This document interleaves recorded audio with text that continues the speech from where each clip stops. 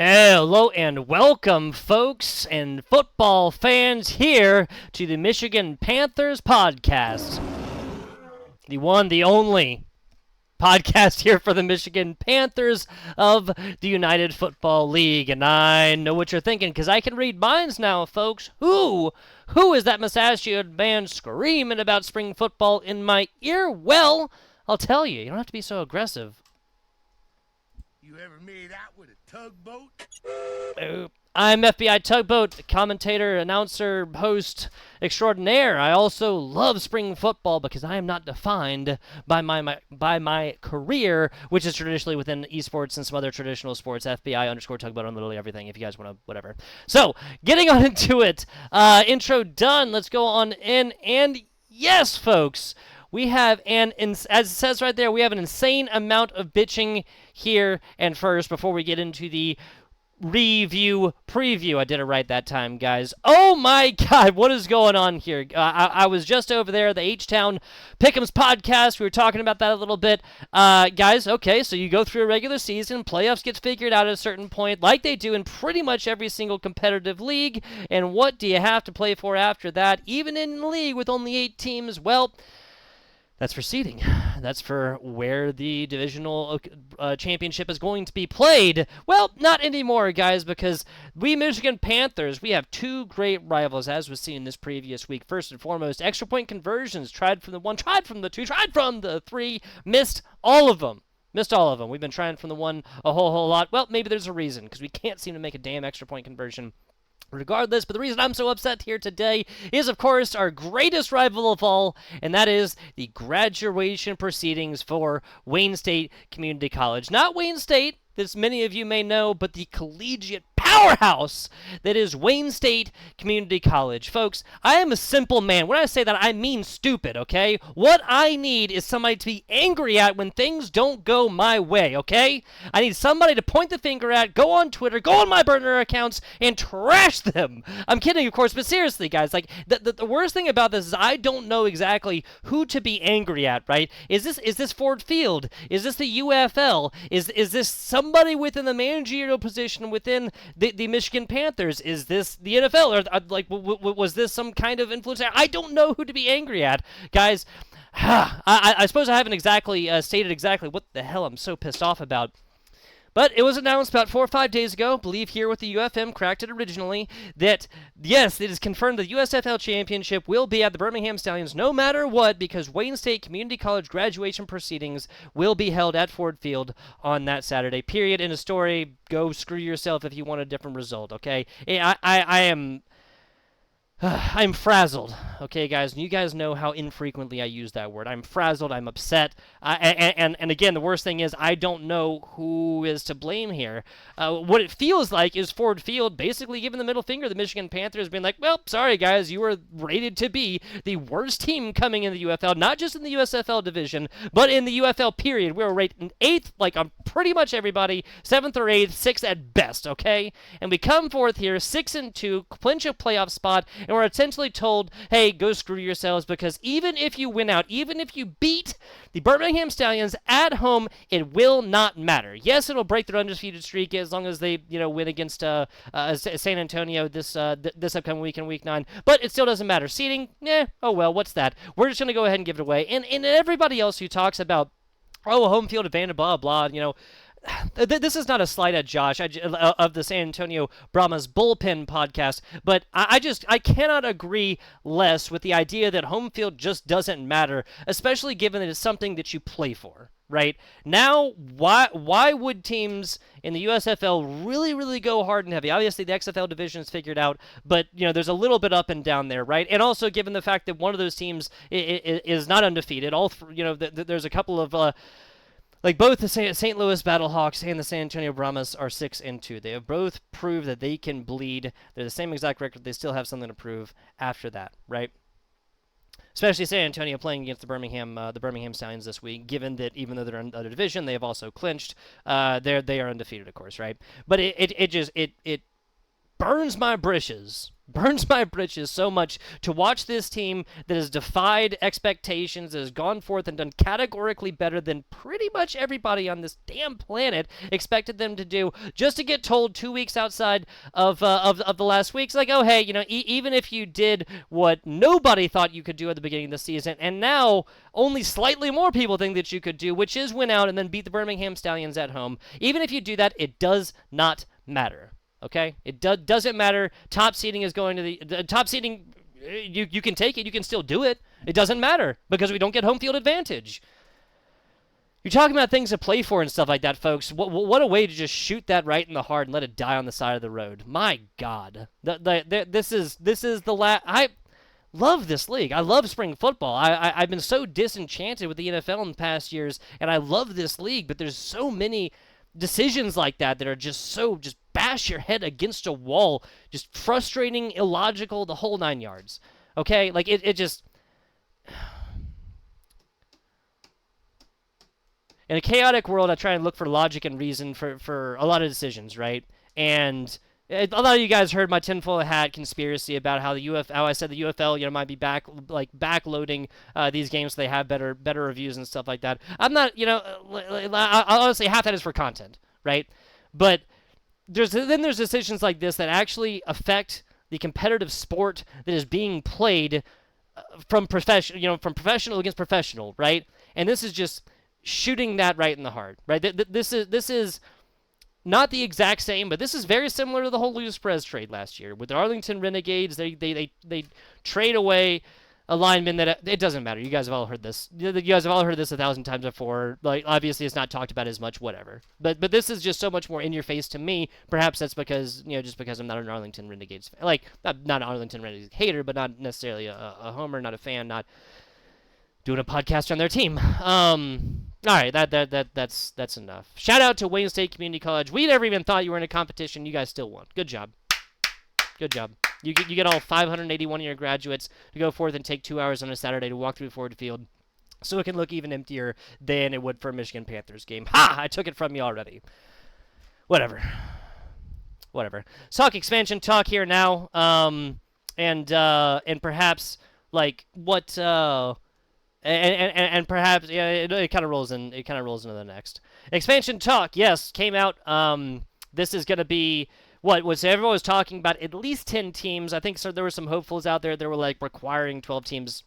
You're talking about increasing the league size by 50% right there. That's a lot of money. It's a lot of new territories, a lot of new cities, and new fandoms that would need to be established first. I want a definitive product first, and I will be willing to I don't want to say put up, but like I would love 10 teams because then that makes it so that half the league doesn't go to the playoffs, right? Like 4 out of 8 teams making it to the playoffs and getting a chance to go on to a championship just isn't as competitive to me. That's why I'd love to see 10 teams and whatnot. But regardless, the article that came out essentially said 2 things. Okay, first that they were considering 10 teams and it's still a possibility, but they're very, very hard leaning towards just leaving it at 8 teams. The second part being that they're looking at relocation for Michigan Panthers, Houston Roughnecks. Houston Roughnecks currently playing in Rice with the Rice Owls, a collegiate team playing there. The renovations on the Texas Union Workers, something like that, TECDC or TECD or something like this. Also down there, obviously in Texas, what would be their new location? Obviously, not new location. They'd be going back there, right? Especially with how empty Ford Field is looking, and with guys, just go look at where exactly Ford Field is. It's right there in Chicago, right, or in Detroit. God, I do that all the time. It is literally right there in Detroit, right, right there in the middle of everything. I can't imagine the parking's easy to get there. That this is all the way blocks all the way through. So the idea was moved to either East Lansing, Michigan, or Ann Arbor. East Lansing being one of the bigger cities there in Michigan, not against that whatsoever. And when they say Ann Arbor, I hope they do not mean the big house. I hope they not mean the largest stadium in the Western Hemisphere. Unless I'm wrong, I know it's the largest in North America. That is not the level of seating. That is not the level of seats available that we need by any means, right? What that does tell me, I mean, it can. I think it's 109,000 or something like that, guys. What that tells me, given the fact that Michigan packs that pretty frequently, is that there's a lot of football fans in the area, right? I I would love to see Ann Arbor. I would almost need to see a very definitive reason why they want to stay at Ford Field outside of some kind of partnership with the Detroit Lions or something like this, right? That might be strengthened by a Jake Bates move to the Detroit Lions. Jake Bates obviously being one of the players on a short list. You'd have to say like we need to see this guy in the NFL next year. So.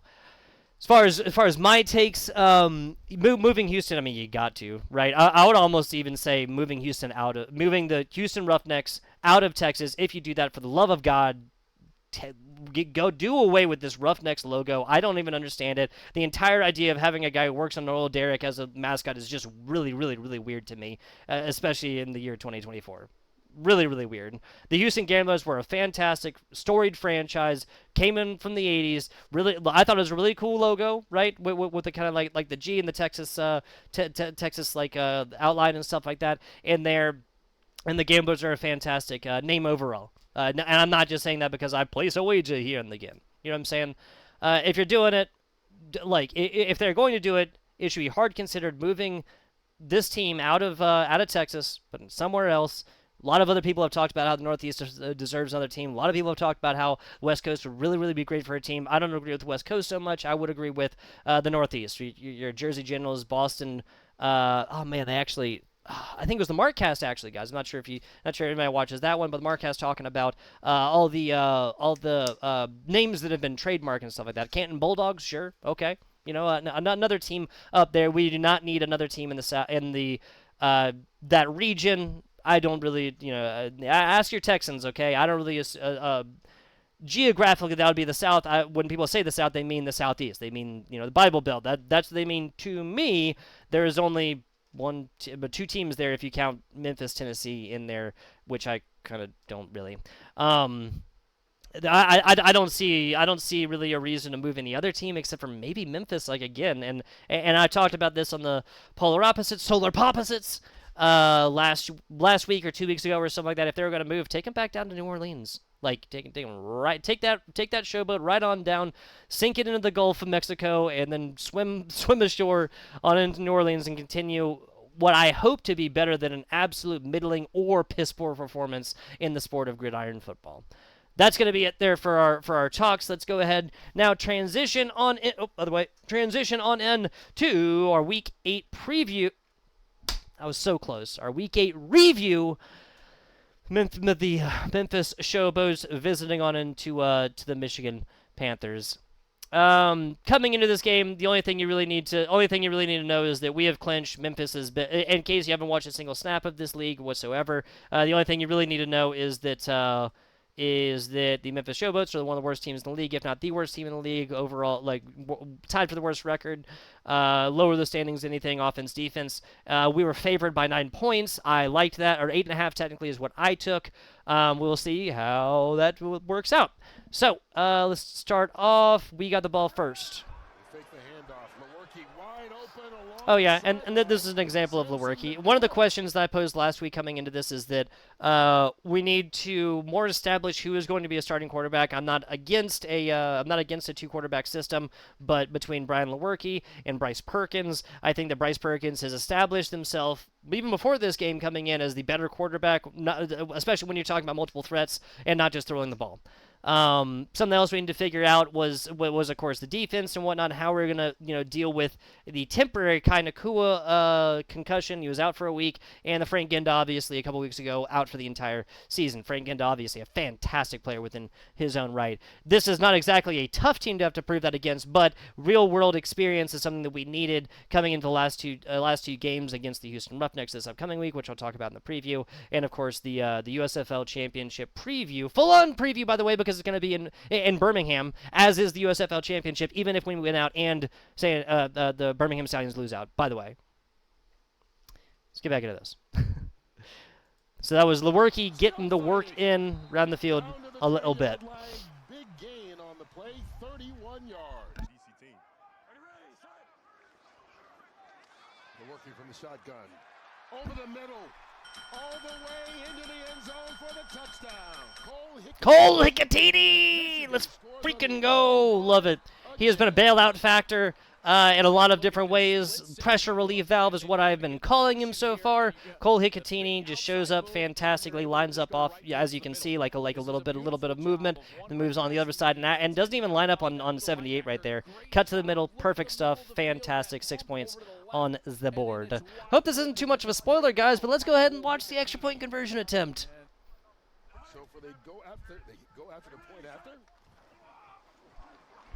Where. Now, folks, this is bad for multiple reasons. And, you know, I might have been memeing a little bit, but this is bad. We'll see why. Michigan going for Dead ball, but you see it, bam, right there. It looks, the left leg is what shakes a little bit, but the right leg, you can't really see it from right there. Again, no spoilers or whatever else like that. We'll be looking at, it was the right thigh, not the knee, thank goodness. Hurt his knee apparently on that play and had to be helped. It's a hamstring. He's holding it, but it was the thigh, not the knee. Thankfully. Is part of this two-running back tandem with Matthew Colburn that has been dynamic and very productive. So he missed the point after conversion. Take a look. This is the highlights, not just Michigan Panthers, folks. And he's the most sacked quarterback. He goes to the air on the first play and connects with David Davis. Bye-bye. To anyone, I would say that David Davis is not an incredibly talented player on a team that can't do a whole lot with him. I would say, you can't handle the truth. Fantastic stuff. Burn him all day long. Would kind of cool at this up. I don't know. Obviously, kind of usually plays on the other side. 6-6. Let's take a look at the extra point conversion.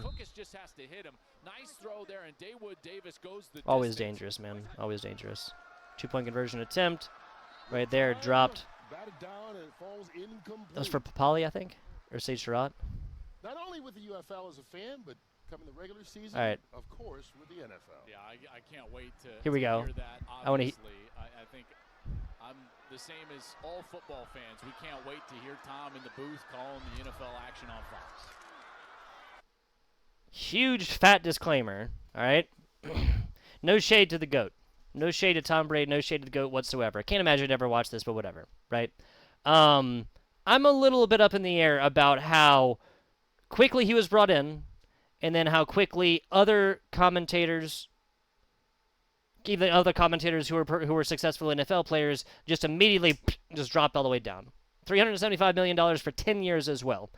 We have not heard. I haven't heard Tom Brady call a full game yet. Okay, not saying the man has, you know, CTE, can't do it. Not saying he doesn't have the chops for it. Definitely not saying that he has the football insider knowledge and the ability to really do fantastic color commentary and whatnot. But the unproved part of it, and the fact that I think that Fox just knows, oh, hey, we'll bring Tom Brady in, people will start watching because of that, which is true, is, I got to say, it's not great from my standpoint, from a commentator standpoint, because I was not, you know, an NFL player. I was not never been a top player of any of the competitions that I've ever casted, and this is indicative of a theme that myself and other commentators who are not big streamers, who are not, you know, are already famous from various competitions have, and that's that, like, our jobs are consistently being given over to people who are popular but have not necessarily proven themselves under the microphone, have not proven that they can melt a mic. Yeah, Luke Kuechly, I think, proved that thoroughly. People loved him, and immediately, wasn't even a question. Tom Brady comes in, he is number 1. Luke Kuechly is partner number 2. That's all I got to say. Here's Terry Wright. Oh, here, let's put this forward. There we go. Wes Hills goes out. We don't know it yet, but he's going to be injured for a little while. This is Matt Colburn right there, not giving up, and big fat runs. Absolutely love it. He's always got the nice spin. I love this. Oh, here we go. Right through the hands. This is Devin Gray right here. Through the hands. You got to catch this every single time. Well, no spoilers, folks. We'll talk about the stats in just a little bit. Devin Gray learned his lesson right there. How about we say that? 3rd and 11. And they can pick up a first down at the 2. They go to the end zone. Clear defensive pass interference, right? They'll replay it, but you guys can watch it. Butler there on the coverage of Colbert. Colburn goes out as a receiver here. Cannot hold him like that, folks. That right there. Can't do that. So this is a free first down. Why do anything else but, right? Colburn again. This Colburn right up the middle. finding That's his going to be way for six. into the end zone for the score. All right, guys. We have the opportunity for an extra point conversion. What do you think we're going to do with it? Hands this one off, and not even close on this one, but Not the even touchdown still close. stands. Not even close. You can't handle the truth. Nakua in a big way. Or sorry, I put the wrong one. League in interceptions as well. He's out with a concussion. Pass. Hate it. Hate it, hate it, hate it. Caught.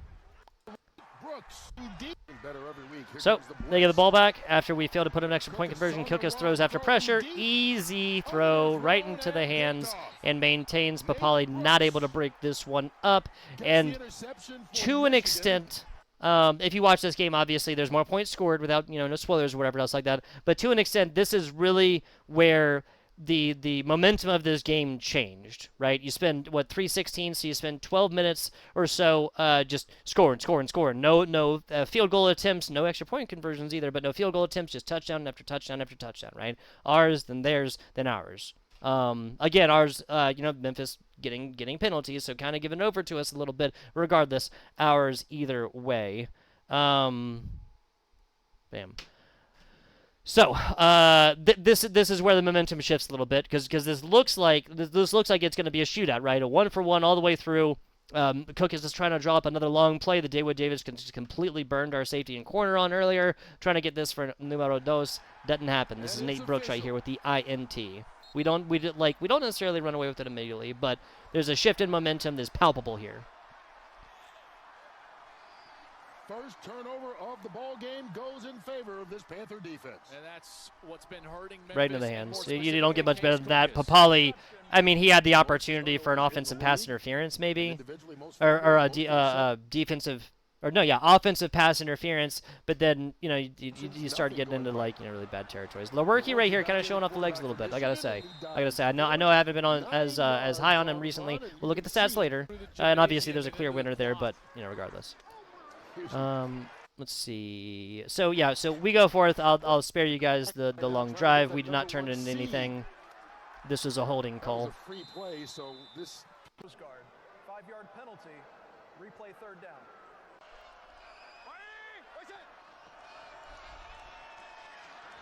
Kukas flushed out. Papali, first down. Showboats. Oh, sorry. This is what I was talking about. So he throws it. This is Case Cook is throwing it. This is a free play though, so you can't really call this as an interception. Sorry, guys. I got thrown up right here. Oh yeah, here we go. So replay third down. They get 3rd and 2 right at the outside. Short throw. Not against it whatsoever. Papali is always where he needs to be. The leaning tower of Papali. Darius Victor. Yep, Darius Victor. Out it goes. Oh no, Case Cook has freaks it up once. Almost said a different word there. And this is of course going to be a penalty for them. This is fantastic. Like kind of knowing what is going to happen, forecasting here by Case Cookus. That's kind of a funny pause that I got there. But it's a great job from him realizing that this. Especially, let's watch it again. We can see who's on this side of the field, right? Everybody down. Offensive lineman and more. So there's number 75 maybe right there. If he even slows down right there. Number 7 is here. If Case Cookus does not get this out, this is a scoop and score the other way, 100%. And which would have, of course, been 2 forced turnovers back to back. Almost 3 given the interception earlier. It was on a free play. I'll give anybody a pass on throwing a ball that was technically caught by an opponent when they're doing so for a free play because why not? Why not toss it up? It's a 10-yard penalty, but they probably lose possession of the ball if he doesn't knock it out of bounds, Joel. Yeah, so spare you guys the drama right here. It is 10 yards. They go 3 and out. We go 3 and out. They go 3 and out. Let's take this to there's a little more action. How about that? Another fat sack right there. Matthew Colburn is that running back. Instead, Perkins chased out Dude, of the legs pocket. on this guy, He man. can be dangerous with his legs. First down and And more. easy, and just the ease with which he like goes through these seams and then gets to the outside as well. A little bit of pressure. So there's a fantastic run, and still just dips, like kind of cuts the head, and just still gets inside. Still throws it off. Avoided the It's rush Knight.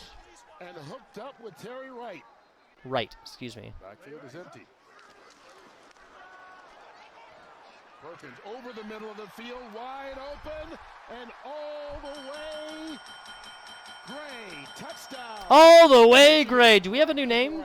Do we have a new name? Extend the lead on a 50-yard Gray is the way, folks. Gray is the way. On a 50-yard TD pass from Perkins to Gray. And let's go back to that and look at those two safeties. So this is why I was talking about the middle of the field. They're going to be wide Yep. like that. This is the second time we burned them. It was Cole Hicotini with a very similar route, right?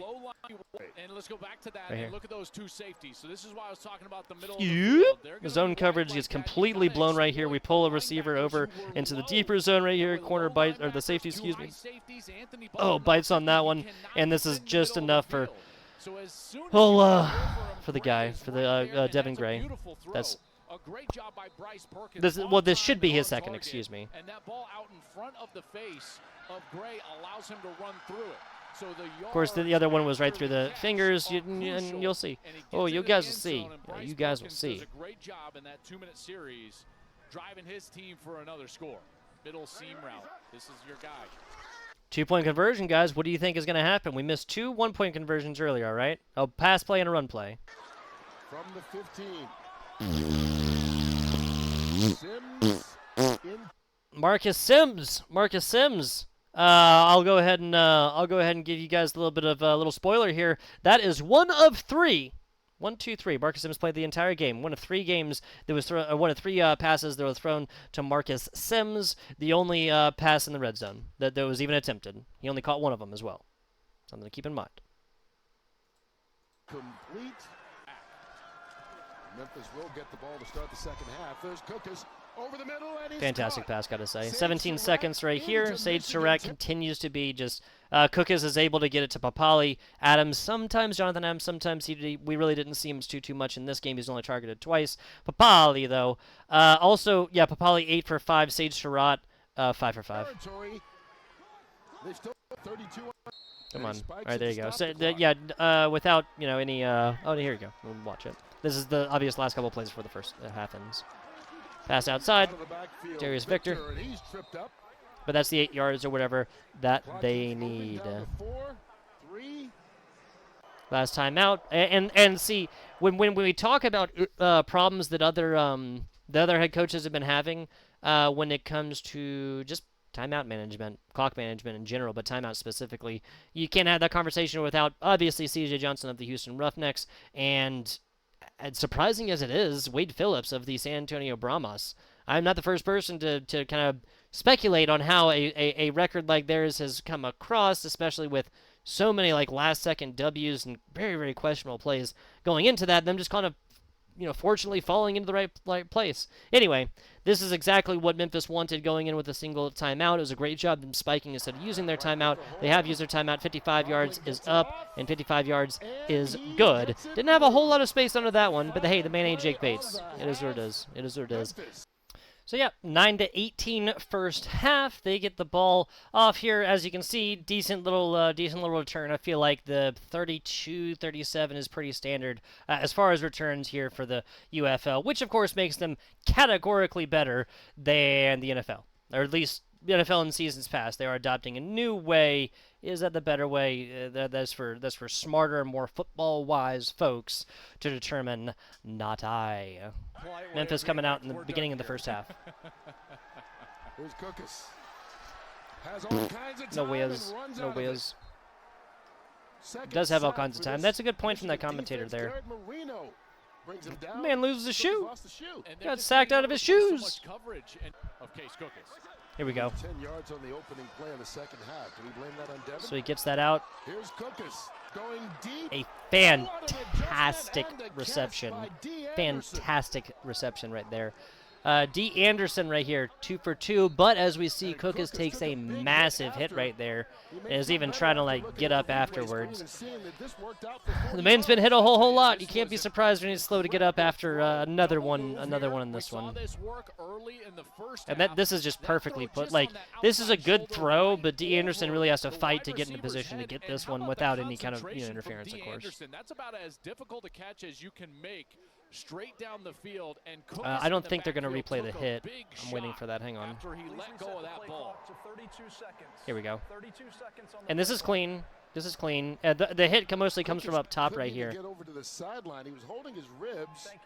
Wait, what? I don't remember this. I remember him getting hit like a little bit harder right here, but him like getting up and then looking is kind of surprising to me. Anyway, yeah, Josh Love coming in now. This was, yeah, he played against, or played for us last season, excuse me. Obviously, as you can see, 60% is decent completion, but 13 and 10 is not great for touchdown to interception ratio. Josh Love, all the time in the world, was purchased there. Fantastic throw. Was this a... I can't remember if that's a pass interference. Yeah, I guess he was kind of like diving on him. Let's watch it again here. Oh, never mind. Here we go. Josh Love sits back, sets the back foot, perfectly slotted. Now, when I say, folks, that Josh Love comes in and does better than Case Cook as slotting, what I don't mean is like the deep balls, because we already seen a couple of those and balls that like get there and whatnot. But Case Cook was taking these risks and not having them pay off. This is just like literally just getting the ball right in there, just right in there, perfectly done. Gotta respect it. David Davis, numero dos. Number two. Davis wins, and now it's just a matter of That's perfect. He controlled Perfect. that while he was going to And honestly, like knee down on the ground right there, just gets it right and supporting himself and everything. This is as good as it gets. I'd love to see Daywood on our team, man. Like especially with some of like the season starters kind of going out. We'll talk about that a little bit. Sorry, we'll talk about that a little bit. But I love how Mike Nolan has done a fantastic job of replacing men when they do get injured or out for any length of time for any reason. There's a guy out with COVID earlier this year, right? Immediately, right there. This should not be any surprise here, folks, but another missed extra point conversion. That is now 0 for 4, right? But the touchdown makes it a 3-point game. 0 for 4, maybe 0 for... Yeah, 0 for 4. Or 0 for 5, excuse me. Three touchdowns for us, 2 touchdowns for them. All right, skipping ahead. Up, here we go, yep. Let's go. Let's see what Lorcan can do. He's got his opportunities and whatnot, right? He's only 5 and 8. Man's only got 72 yards. Milwaukee with a big pass and a big catch. But wait, there's more. Big game. Holding on the offensive line. Talked about it last week. Talked about it the week before that. Talked about it literally the first damn week I've been doing this, man. It seems like not only are we getting more penalties like per play or per game or whatever else like that than other teams, but they're also just seeming like they're coming on such big freaking gains like this one, man. Trey Quinn was mostly held like relatively quiet rest of the day and stuff. But this is a 30-40 yard pass from Lewerke. Doesn't get a whole lot of those, folks.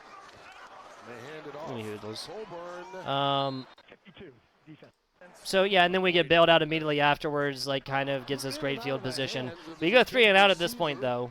So let's look at it. 51 yards. This should be easy. This is inside. It's in a dome. Wait, what? Jake Bates is mortal? The man's missed several already, but like none of them have been inside so far. He had, like he just said, Jake Bates has been perfect all season, especially when he's ever inside. The first time he played outside, he missed one, right? Which of course was his first miss of his professional career ever. So, skipping ahead right here, Memphis comes back. This is the end of a longer drive. Let's watch this last play. Yeah, batted down right here. Fantastic job. And our Michigan Panthers defense playing through the whistle and whatnot, because there's already been plenty of this already. Memphis has been the advantor. Sorry, John DiFilippo. 37-yard attempt, not that long. Hits it pretty much right down the middle of the right down the middle. We got a tie ball game on our hands, folks. But little do they know. You know, Le'Veon Bell really Wait, hang went on. cold 15 first. Instead of first down. There we go. This is the one I wanted to show you guys. That's Bam, Colbert up the for middle. hole. Contact, doesn't matter. Down Up to the inside 18. The 20 and another Michigan first. Inside the 10. Right, And there you takes go. advantage of it. The outside right Colbert here. Down inside the 10. You know, Le'Veon Bell I really said my was man the was first hungry. guy. Said he has not gotten done eating quite yet. Perfectly done. Perkins even sets his feet first. Noah freaking Gray. Let's go. Devin Gray. I don't know why I said Noah Gray. Sorry. But wait, there's more. An eligible player downfield.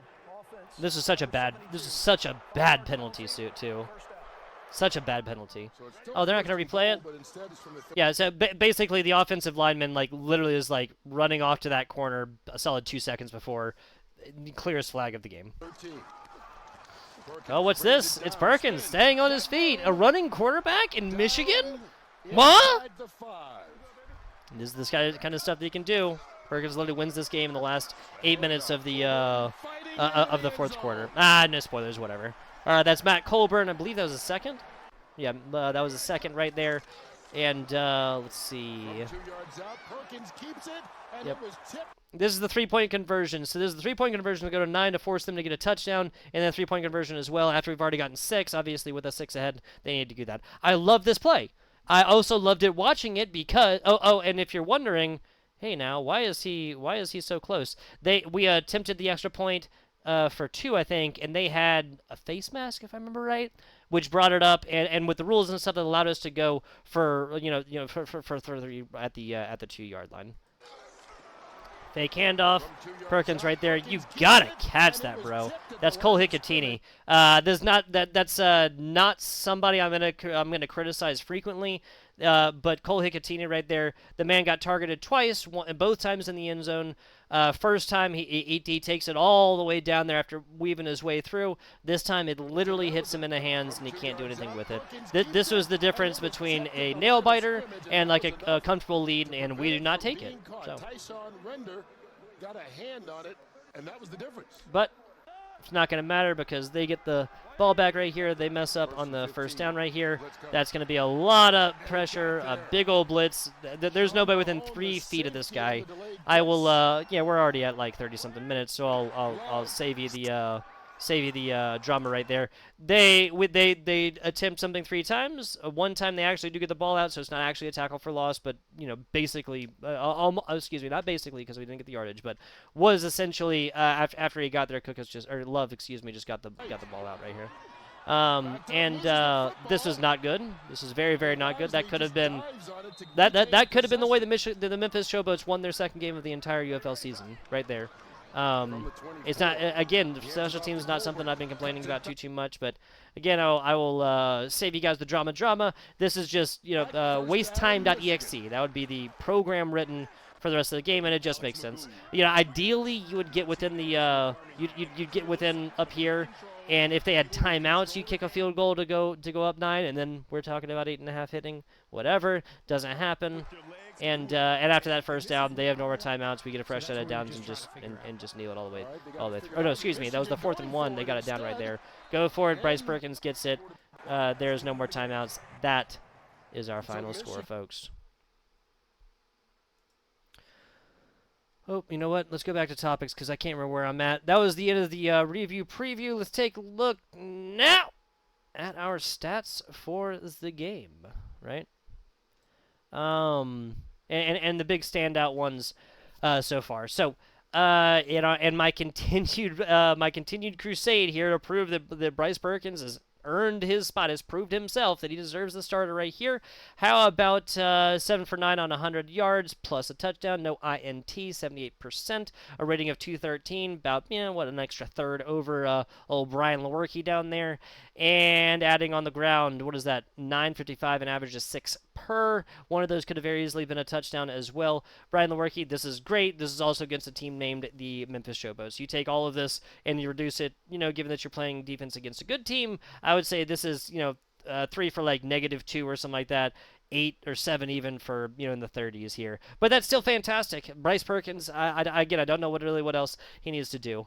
Other standout stats, passing yards and rushing yards, only a 22-yard differential in the UFL, and then forcing, of course, a 5 times differential between the passing yards and the rushing yards for the Memphis Showboats. The numbers, Mason. What do they mean? What do they mean? Obviously, fantastic as well. It's the sacks here. Oh, hang on, where's it just at? Sacks. There you go. 4 for 36. They only got to Perkins or Lewerke once. They did get a couple of tackles for losses, but R2 could be combined here. Fantastic. Other standout stats. Talk about it now. I love how Mike Nolan has come forth, and it almost doesn't matter the position. You'd be really, really hard pressed to replace a Jake Bates, for example. Having to do a Matt Colburn replacement after a Wes Hills replacement, I think, would be really difficult. But the simple fact that Colburn is there and able to go forth and flourish speaks to Mike Nolan's ability as a coach. We've had our receivers come in and out, just revolving door right here when it comes to injuries, when it comes to mostly Marcus Sims, sometimes Trey Quinn, just getting really, really heavily covered because they know they assumed, that is the massive main lion's share of our passing offense right here. Obviously, if you want to talk about revolving doors, you can't have that conversation without we started with EJ Perry. It was Etling after that. Etling broke his wrist. Perry, out for the entire season. Brian Lewerke, Perkins comes in finally for our 2 quarterback system. They get a couple of options so far, and it still kind of seems like they were. It was mostly split. I think Perkins got a little bit more. I'd have to look at the numbers or whatever else like that to really confirm. But I gotta say, this is one of our worst. This is one of our worst played. We literally left at least 9 points. At least 9 points. The Devin Gray miss, the Jake Bates miss from 51 yards, which is easy peasy for him, and he got the distance. He just didn't get it, down the uprights, or in the middle of the uprights. And then, it's 4 touchdowns. Four touchdowns that we didn't get a single point of. Here we go. 4 touchdowns. Nothing. This is inaccurate. Because we didn't kick any field goals. We only got touchdowns. This is inaccurate. I go from praising this portal and stuff like that to realizing stuff like that. Anyway, this is a 1-point attempt rush, a 1-point attempt pass. Marcus Sims dropped that one. It might have been come off of a penalty, and that's why they're not calling it. We missed it, and there was a penalty, so they just pulled it off. I'm not really 100% sure, but we went for 4 of them anyway. So the 6 total touchdowns, not a single point extra added on to it. This is obviously a 42-point game, and if I remember right, the over/under for this game was 44.5. Literally that 1-point conversion hits. It hits the over. Jake Bates' field goal hits the over. Anybody who took the under here saw a lot more than what I did, which was not 0 for 6 on extra points. This is just unsustainable. I gotta say. Memphis getting a longer field goal as well as a shorter field goal to remain competitive. Still only 12 points via touchdown and extra point scored and whatnot. Talking about more standout stats. Here we go to the Michigan Panthers receiving core. Just look at this. These four names right here. Even all 7 of these names, right? Who would have guessed, week 3 or whatever, that Marcus Sims would be the bottom of this? Matt Colburn, obviously the receiver, that makes sense. Terry Wright coming in, kind of as, almost like that whole Cole Hicatini release valve. Fantastic time. Only looked for him once, caught it, love it. Trey Quinn was the number 2 receiver for a long while, and still not getting more yardage or targeting any more than our tight end or anything else. Nobody putting points up there. Devin Gray given his chance to shine and doing that thing all day long. Samson Nakua, 2 passes, 2 receptions, 40 yards. Absolutely love it. We also only have 20 attempted passes, 13 of them caught. You can't really be that surprised when the breakdown is like this. They just weren't. They weren't covering Devin Gray as well as they should have. They weren't really giving the man the respect that he'd earned, and he showed that he can, show in this game that he can do. And second, he was burning a couple of corners and whatnot on individual plays. The same play that Cole Hicatini and Devin Gray ran was literally start off on the left side, cut to the middle, weave your way through, get 6 points. It seemed pretty easy. I would challenge you guys to go forth and look at the top say 4 or 5 receivers, and like for other teams, it's pretty much the same receivers all the way throughout. They're gonna maintain their 1, 2, and 3 with another person coming in, a tight end, maybe something else like this. Excuse me, and then when those receivers go out, you see it very, very clear on the scoreboard the next week, right? The Mike Nolan, maybe more than any other thing, has done a fantastic job of finding skillful players, putting them in the position, then for whatever reason when they cannot play anymore, finding another player that can fill that role and do their job. Absolutely love it. Absolutely love it. Let's see. With that, I think that's going to be about it for our review preview, right? Yeah. Let's go ahead and take a look-see here. Stand outside. Oh, player of the week. Excuse me. So player of the week. Oh, I have it. Oh my goodness, I have it right here. Have it right yonder. This is going to be very obviously Devin Gray. Man's also put up 1,000 rushing yards within for the career and whatnot. Not for the season, of course. That'd be amazing. For the career and stuff, and also added a 6 points onto that one as well. I want to do Colburn, but the way that he's been performing just seems like. I mean, he's a do everything, right? He's targeted twice on the receptions and stuff like that. A lot of times, I like giving player of the week to a player that like performs just way better than we expected. And I did not have high expectations for Devin Gray coming into that. He could have done 5 targets for 3 catches for like 45 yards, touchdown or not, and I'd still be very, very happy. I came into this expecting a Marcus Sims, Samson Nakua, and a Trey Quinn. Not necessarily in that order, maybe even Samson Nakua on top. The fact that nobody was targeted more than 2 times outside of Marcus Sims, who was, and I think all those times were in the all those drops, were in the end zone, either on touchdown attempts or on extra point conversions, whatever. Player of the week, hands down, Devin Gray.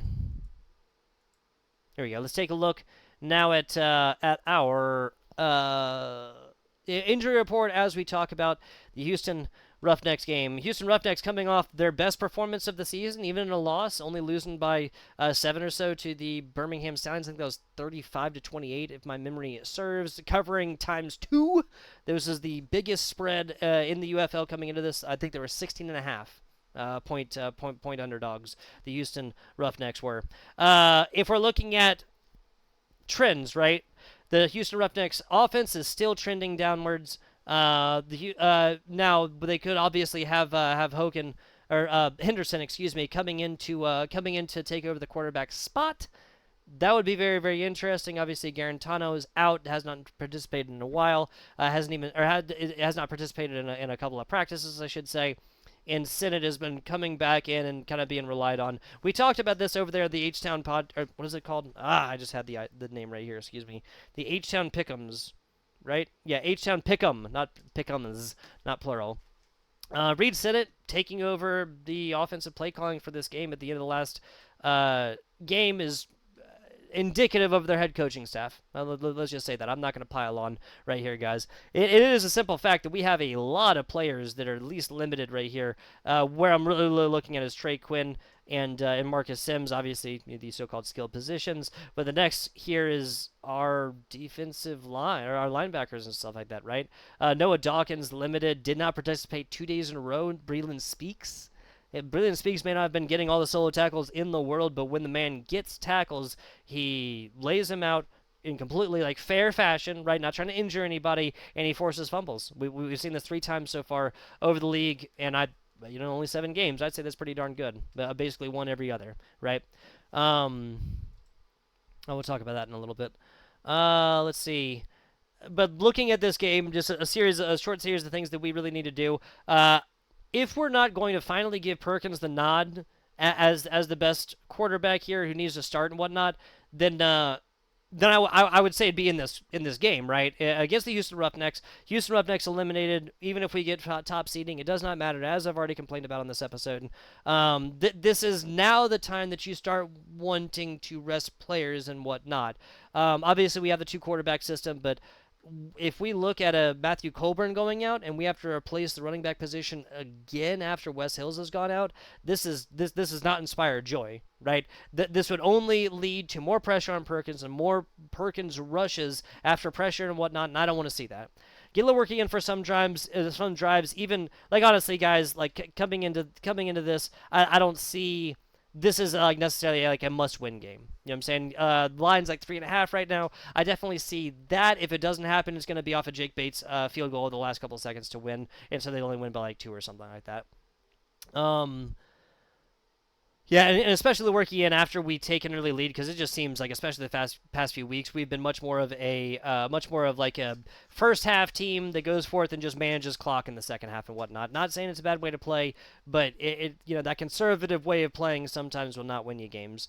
We got to figure out the running back situation is in. Toa Tua from college here in Nevada is going to be coming forth and coming in as well. Obviously not sure if he's starting, but there's reason to believe, obviously logic would follow that Matthew Colburn and Toa will be coming forth here and splitting the rock, at least splitting carries of the rock, I should say, at least a little bit. Wide receiver room, again, you really got to figure this one out if Marcus Sims and Trey Quinn are out. If in no other way than like obviously Devin Gray and Samson Nakua would be up there. How much more do you involve Terry Wright? If you don't involve Cole Hicatini, you're literally just throwing. Honestly, just shooting yourself in the foot. Let's flip. Mostly we're talking about positions here. Obviously, first quarterback there, and then the running back. Like I said, with Toa and Hills being out. Then we're in the wide receiver room. Trey Quinn, Sims, both possibly out. Very glad that we have Gray and Sampson. Thank you very much again, Mike Nolan, for getting guys in here, getting them reps, getting them participation, them allowing them to shine when it's always possible for our previous week's stars in the receiving core to it's possible for them to go out. Let's see. Here's the other thing. So Mike getting out obviously a few weeks ago. Kind of cool. Will be back or should be back in. He's not on the. Yeah, not on the injury report here. It was just for a concussion. Frequently is done about that long. Usually it's just a single just a single week out. But Levi Bell over to the IR as well. We have picked up that is Bumper Pool. Yes, that's the man's name. Inside linebacker to replace Frank Ginda and Mike Tafua. I hope that I'm saying that in my defensive end. But what I look at this here, especially for that front seven right here, is for the Michigan Panthers defense to get some like real on the field practice. Yes, it's get the Houston Roughnecks. Before we have the preview of the USFL championship again, because there's an exact one because it's the away game because we were told to go screw ourselves. What are the and then the last point here that I have is just one of the best things that Mike Nolan is doing again is replacing players all the way through.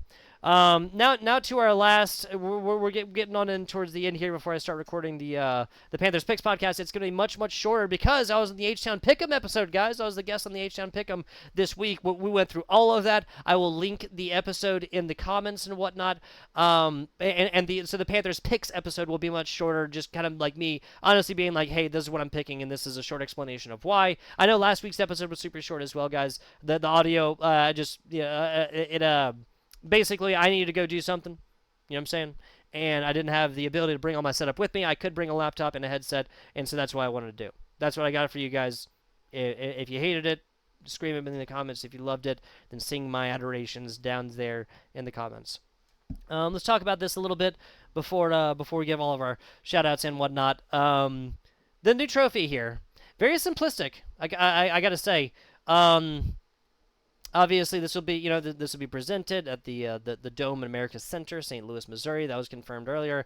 I'm not even, guys, I know I was complaining so much about, taking away home field potential from us and stuff like that. But given that the way that St. Louis, the citizens of St. Louis have been showing up, or the fans of the St. Louis Battlehawks, at least, even if they don't live in St. Louis, Missouri, have been showing up, I'm not against giving them this as, a reward. Even if St. Louis isn't in, which I'm pretty sure they're going to be, I am not against that whatsoever, giving them that opportunity that, even if they're not a huge Battlehawks fan, to go forth and watch two of the best teams in the UFL duke it out in the championship. The Freedom Cup, that's what it was called last year. I'm not sure what it's called this year. It probably has the name, actually. Crafted by esteemed designers at Society Awards in Charlotte, North Carolina. Shout out Charlotte Carolines. The UFL Championship Trophy doesn't say anything. Solid aluminum. Stands 21 inches tall, diameter 14.5 inches. Mounted on. Okay. Well, all right. Very simplistic. I get it. It's in the shape of a football. I kind of feel like they should have continued like this, a little bit more, and rounded it out right here or something. I don't know. Let me know what you think, guys. Again, I think there's almost a little bit excuse me, a little bit too simplistic.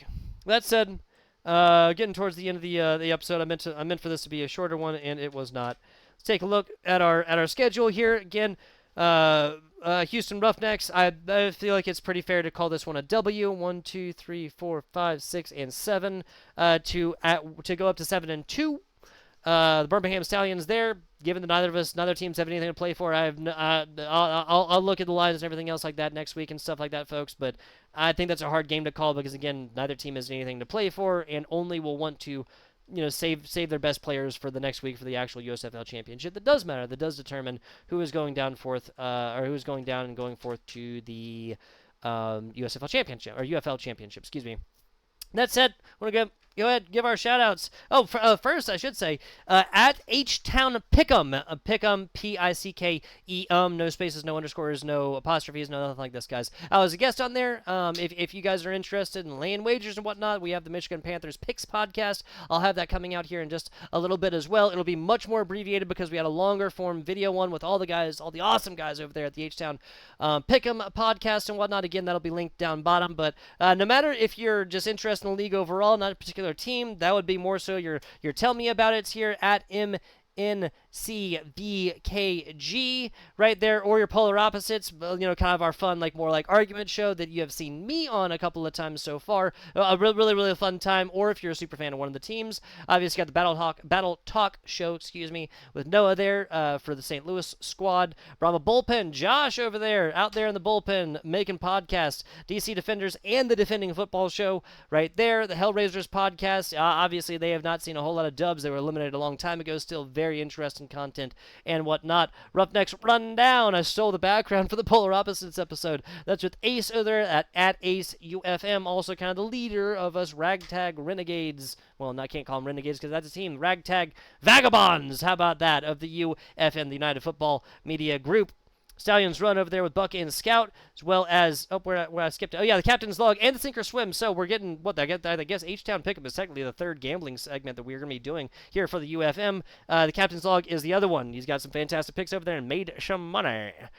Tell me about it, like I just said, and of course here at the Panthers PAW-DCAST. Appreciate you guys for watching. If you have not commented, like, subscribe, all that cool stuff, send me, add, subscribe, all that cool stuff. I'd really appreciate it. This is all for fun and stuff like that, but comments and stuff like that really make it feel worthwhile. Appreciate you guys watching. Check out the Panthers Picks episode and the H-Town Pick'ems episode that I was in earlier, and let's go Panthers. Let's hunt.